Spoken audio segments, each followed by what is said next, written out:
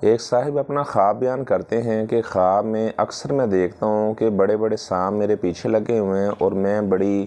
رفتار کے ساتھ میں آگے بھاگ رہا ہوتا ہوں اور بہت زیادہ گھبراہٹ میرے اوپر طاری ہوتی ہے۔ بات یہ ہے کہ سانپ ظاہری بات ہے ایک انسان کا دشمن ہے، تو اگر کوئی انسان خواب کے اندر سانپ دیکھتا ہے اور اکثر اسے یہ خواب آتا ہے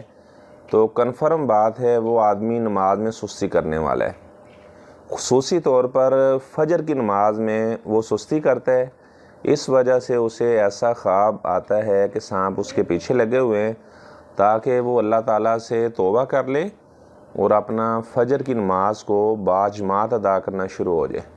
آپ صلی اللہ علیہ وسلم نے فرمایا کہ دو نمازیں منافقین پر بڑی ثقیل ہیں، ایک عشاء کی نماز اور ایک فجر کی نماز۔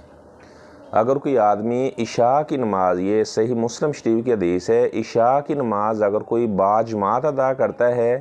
کأنما قام نصف اللیل، گویا کہ اس نے آدھی رات قیام کیا، اتنا اجر ملتا ہے۔ اور جو بندہ فجر کی نماز جماعت کے ساتھ ادا کرتا ہے گویا کہ اس نے قام اللیل کلہ، پوری رات اس نے قیام کیا، اتنا زیادہ اللہ تعالیٰ اس بندے کو اجر عطا فرماتے ہیں۔ اور جو بندہ فجر کے وقت سویا رہتا ہے، جب اس کی آنکھ کھلتی ہے 10 بج چکے ہوتے ہیں، سورج طلوع ہو چکا ہے، تو نحوست اس کے اوپر طاری ہوگی۔ تو خواب کے اندر پھر ایسے انسان کو سانپ نظر آتے ہیں، اژدہا نظر آتے ہیں، اور بعض کا یہ ہوتا ہے کہ انسان اونچی جگہ سے نیچے گر رہا ہے۔ اکثر جو بے نماز لوگ ہوتے ہیں ان کو ایسے خواب آتے ہیں جس میں سانپ پیچھے لگا ہوا ہے۔ تو اللہ تعالیٰ